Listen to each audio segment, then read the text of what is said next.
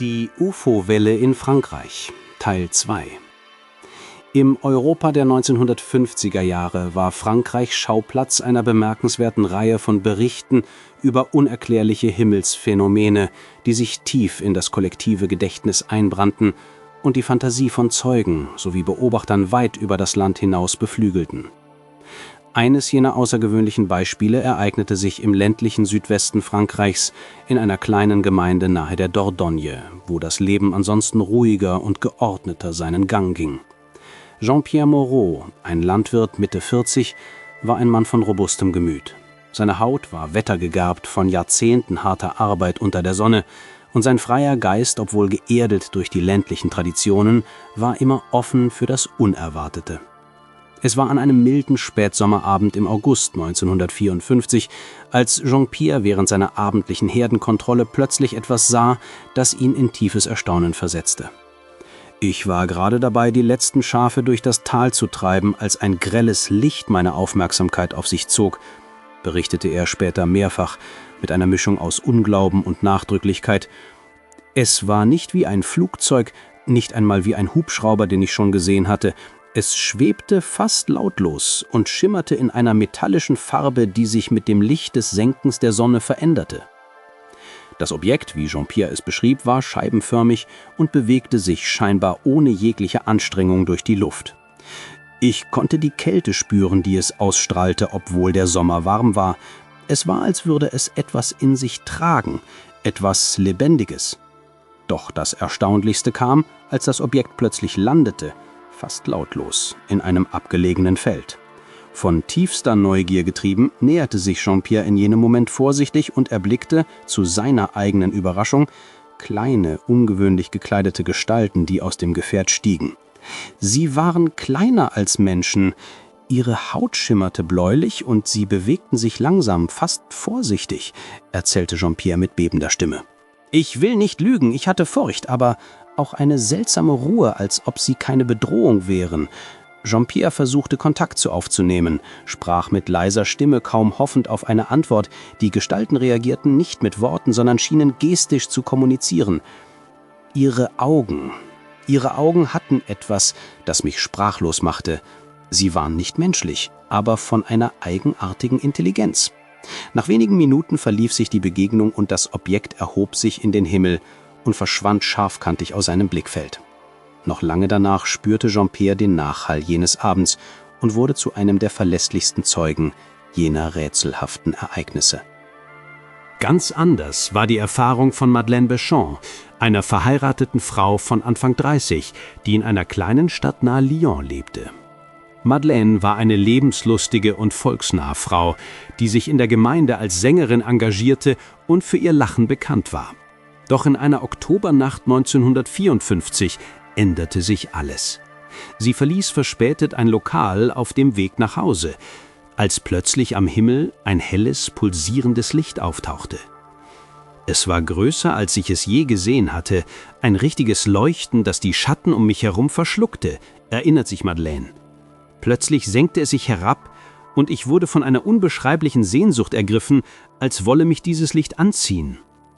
Im nächsten Moment erzählte Madeleine, sie habe sich wiedergefunden, als stünde sie mitten in einem großen leeren Raum. Die Wände waren glatt und aus einem Material, das sie als ungewöhnlich glatt und warm empfand. Ich sah Wesen, die mich betrachteten, freundlich, aber distanziert, sagte sie. Ihr Herz habe schnell geschlagen, doch Angst habe sie nicht verspürt. Sie zeigten mir Bilder von fernen Welten, als wollten sie mir eine Botschaft übermitteln. Nach kurzer Zeit fand sie sich wie benommen wieder draußen auf der Straße, ohne zu wissen, wie viel Zeit vergangen war. Madeleines Ehepartner und Freunde waren fasziniert von ihrer Beschreibung, nahmen sie jedoch mit gemischten Gefühlen auf. Manche fürchteten um ihre geistige Gesundheit, andere wollten ihr glauben. Madeleine blieb standhaft und erzählte immer wieder, »Ich weiß, was ich erlebt habe, auch wenn niemand es ganz verstehen kann.« Solche Begegnungen fanden sich zahlreich in der französischen Provinz und Städten gleichermaßen. In einigen Berichten war von leisen, fast durchsichtigen Wesen die Rede, in anderen wiederum von blendenden Lichtern, die ganze Familien aus dem Schlaf rissen und minutenlang am nächtlichen Himmel standen. Es waren Momente der Stille, des Staunens und der Furcht zugleich. Diese Berichte aus den 50er Jahren zeichnen ein vielschichtiges Bild einer Zeit, in der die Grenzen zwischen Bekanntem und Unbekanntem für viele Menschen ins Wanken gerieten. Die Zeugen, einfache Bauern, Städter, Musiker und Arbeiter, waren allesamt geerdete Menschen, deren Charaktere und Überzeugungen von diesen Erfahrungen durchdrungen und für immer beprägt wurden. Ihre Stimmen und Berichte hallen bis heute nach, eingebettet in die Geschichte der Ufologie und in das kollektive Gedächtnis Frankreichs. Sie erinnern uns daran, dass das Abenteuer jenseits unseres Himmels vielleicht gar nicht so fern ist, wie manche einst glaubten. Am 19. September 1954, wenige Tage vor der bekannten UFO-Begegnung in Chabuis, ereignete sich in Frankreich ein Vorfall, der ebenso rätselhaft und faszinierend ist wie dramatisch. Yves David, ein bodenständiger und ehrlicher Bauer aus der Nähe von Vounieux über Vienne, war ein Mann, dem man im Dorf zutraute, stets die Wahrheit zu sagen. Er hatte den Ruf eines pragmatischen Menschen, der wenige Geschichten erzählte, dafür aber genau beobachtete. Seine Erfahrung an jenem Abend sollte sein Leben und das seiner Umgebung für immer prägen. Es war ein klarer Herbstabend, als Yves von seinem Feld zurückkehrte. Die Dämmerung senkte sich langsam über die sanften Hügel und Yves dachte an die Arbeit am nächsten Tag. Plötzlich bemerkte er etwas Ungewöhnliches am Straßenrand. Eine kleine Gestalt, die sich nur schwer in seine vertraute Welt einordnen ließ. Ich dachte zuerst, es wäre ein seltsamer Wanderer oder ein verkleidetes Kind, erzählte Yves später mit ruhiger Stimme. Doch je näher er kam, desto sicherer wurde er, dass er etwas viel Merkwürdigeres vor sich hatte.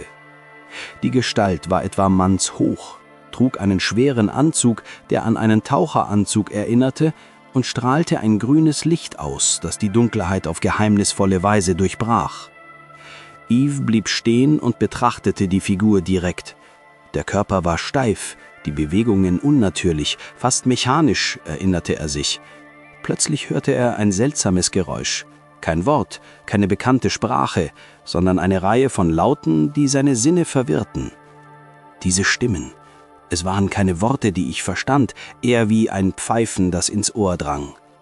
Trotz der Fremdheit der Situation blieb Yves bei klarem Verstand, wenngleich sein Herz zuletzt schneller schlug. Ich wollte weglaufen, aber da war etwas, das mich zurückhielt. Vielleicht Neugier, vielleicht Angst. Dann berührte die Gestalt ihn unerwartet am Arm.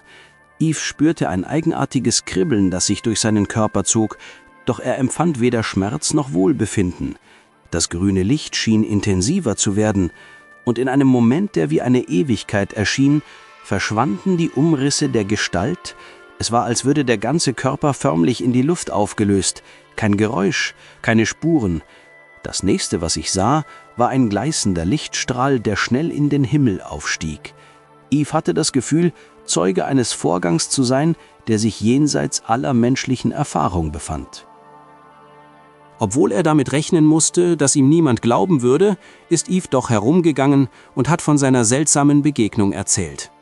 Viele im Dorf wollten mir nicht glauben. Sie sagten, ich hätte zu viel gearbeitet oder zu wenig geschlafen. Aber ich weiß, was ich gesehen habe, sagte er mit fester Stimme. Yves war sich bewusst, dass seine Aussage sein Ansehen gefährden könnte. Doch die Wahrheit war wichtiger als der Zweifel anderer. Am nächsten Tag suchte er die örtlichen Behörden auf, um den Vorfall zu melden. Anfangs empfingen sie ihn mit Skepsis, doch einige Beamte nahmen den Bericht ernst genug, um eine erste Untersuchung einzuleiten. Trotz intensiver Nachforschungen wurden keine Spuren der Gestalt gefunden. Keiner konnte eine natürliche Erklärung für das grüne Licht oder die unbekannten Laute bieten. Yves war kein Mann der Fantasie, sondern der Tat. Seine tägliche Arbeit auf dem Hof zeigte seine Bodenständigkeit und seine Verwurzelung in den Traditionen des ländlichen Frankreichs. Doch dieses Erlebnis öffnete ihm die Augen für eine Welt, die außergewöhnlich und zugleich unbegreiflich blieb. »Ich weiß nicht, was es war«, bemerkte er nachdenklich, »aber ich habe es mit eigenen Augen gesehen. Seitdem frage ich mich oft, ob wir allein sind in diesem großen Universum.« Dieses Ereignis in der Nähe von Venelle-sur-Vienne entzündete eine breite Diskussion in der Region und trug dazu bei, die Neugier an unbekannten Phänomenen am Himmel zu wecken. Bis heute wird Yves Davids Zeugnis als eines der eindringlichsten und glaubwürdigsten Beispiele für eine Begegnung der dritten Art in Frankreich angesehen. Es erinnert uns daran, dass die Welt voller Geheimnisse ist, einige davon so nahe, dass jeder Mensch sie erleben kann, sofern er nur die Augen öffnet und bereit ist, das Unerwartete zu akzeptieren.